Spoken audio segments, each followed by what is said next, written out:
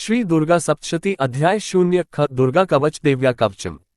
महर्षि मार्कंडेय जी बोले, हे पितामह, संसार में जो गुप्त हो और जो मनुष्यों की सब प्रकार से रक्षा करता हो और जो आपने किसी को आज तक बताया न हो, वह कवच मुझे बताए। श्री ब्रह्मा जी कहने लगे, अत्यंत गुप्त व सब प्राणियों की भलाई करने वाला कवच मुझे सुनो। प्रथम शैलपुत्री, दूसरी ब्रह्मचारिणी, तीसरी घंटे, चौथी कुष्मांडा, पांचवी स्कंदमाता, छठी कात्यायनी, सातवीं कालरात्रि, आठवीं महागौरी, नवीं सिद्धिदाती, ये देवी की 9 मूर्तियां और ये नवदुर्गा कहलाती हैं।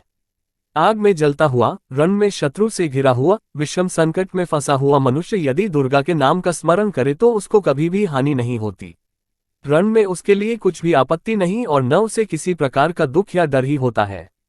हे देवी, जिसने श्रद्धा पूर्वक तुम्हारा स्मरण किया है उसकी वृद्धि होती है और जो तुम्हारा चिंतन करते हैं उनकी तुम निसंदेह रक्षा करने वाली हो। चामुंडा प्रेत पर, वाराही भैंसे पर, रौद्री हाथी पर, वैष्णवी गरुड़ पर अपना आसन जमाती है, माहेश्वरी बेल पर, कौमारी मोर पर और हाथ में कमल लिए हुए विष्णुप्रिया लक्ष्मी जी कमल के आसन पर विराजती है। बैल पर बैठी हुई ईश्वरी देवी ने श्वेत रूप धारण कर रखा है और सब प्रकार के आभूषणों से विभूषित ब्राह्मी देवी हंस पर बैठी है और इस प्रकार यह सब देवियां सब प्रकार के योगों से युक्त और अनके प्रकार के रत्न धारण किए हुए है।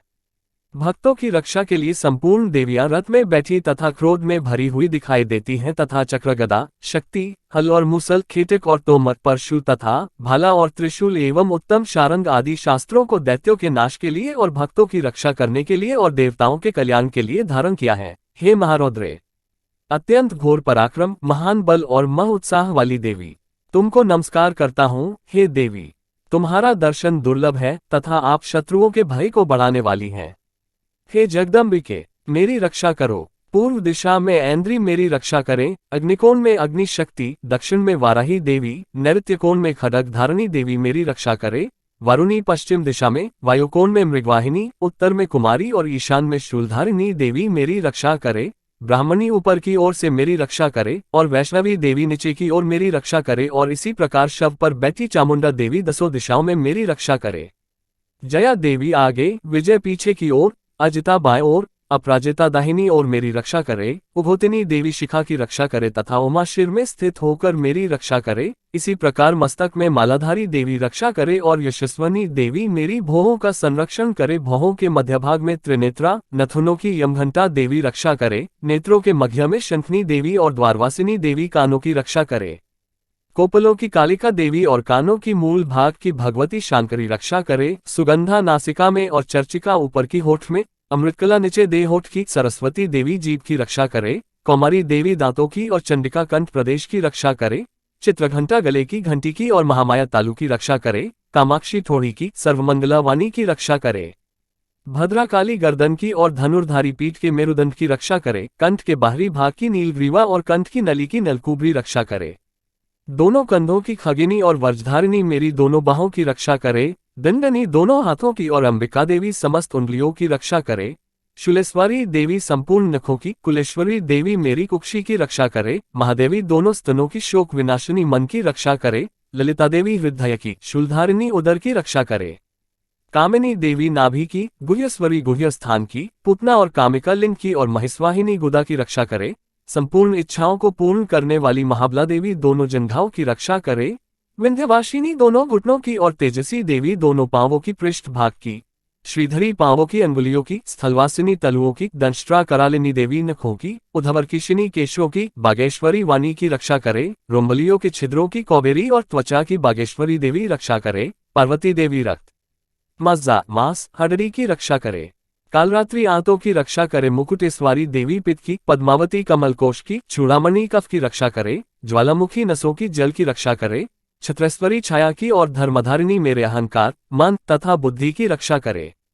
प्राण अपान, समान उदान और व्यान की वज्रहस्त देवी रक्षा करे। कल्याण शोभना मेरे प्राण की रक्षा करे। रस, रूप, गंध, शब्द और स्पर्श इन विषयों का अनुभव करते समय योगिनी देवी मेरी रक्षा करे तथा मेरे सत्वगुण, रजोगुण, तमोगुण की रक्षा नारायणी देवी करे। आयु की रक्षा वाराही देवी करे। वैष्णवी धर्म की तथा चक्रानी देवी मेरी यश, कीर्ति, लक्ष्मी, धन, विद्या की रक्षा करे। इंद्राणी मेरे शरीर की रक्षा करे और हे चंडिके, आप मेरे पशुओं की रक्षा करिए। महालक्ष्मी मेरे पुत्रों की रक्षा करे और भैरवी मेरी पत्नी की रक्षा करे। मेरे पथ की सुपथा तथा मार्ग की क्षमाकारी देवी रक्षा करे। राजा के दरबार में महालक्ष्मी तथा सब और व्याप्त रहने वाली विजया देवी चारों ओर से मेरी रक्षा करे। जो स्थान रक्षा से रहित हो और कवच में रह गया हो उसकी पापों का नाश करने वाली जयंती देवी रक्षा करे। अपना शुभ चाहने वाले मनुष्य को बिना कवच की एक पग भी कहीं नहीं जाना चाहिए, क्योंकि कवच रखने वाला मनुष्य जहां जहां भी जाता है वहां वहां उसे अवश्य धन लाभ होता है तथा विजय प्राप्त करता है। वह जिस अभीष्ट वस्तु की इच्छा करता है वह उसको इस कवच के प्रभाव से अवश्य मिलती है और वह इस संसार में महाऐश्वर्य को प्राप्त होता है। कवचधारी मनुष्य निर्भय होता है और वह तीनों लोकों में माननीय होता है। देवी का ये कवच देवताओं के लिए भी कठिन है। जो नित्य प्रति नियम पूर्वक तीनों संध्याओं को श्रद्धा के साथ इसका पठन पठान करता है उसे देव शक्ति प्राप्त होती है। वह तीनों लोकों जो जीत सकता है तथा अकाल मृत्यु से रहित होकर 100 वर्षों तक जीवित रहता है। उसकी लूट, चर्म रोग, विस्फोटक आदि समस्त व्याधियां समूल नष्ट हो जाती है और स्थावर, जंगम तथा कृत्रिम विष दूर होकर उनका कोई असर नहीं होता है तथा समस्त अभिचारक प्रयोग और इस तरह के जितने यंत्र, मंत्र, तंत्र इत्यादि होते हैं इस कवच के हृदय में धारण कर लेने पर नष्ट हो जाते हैं।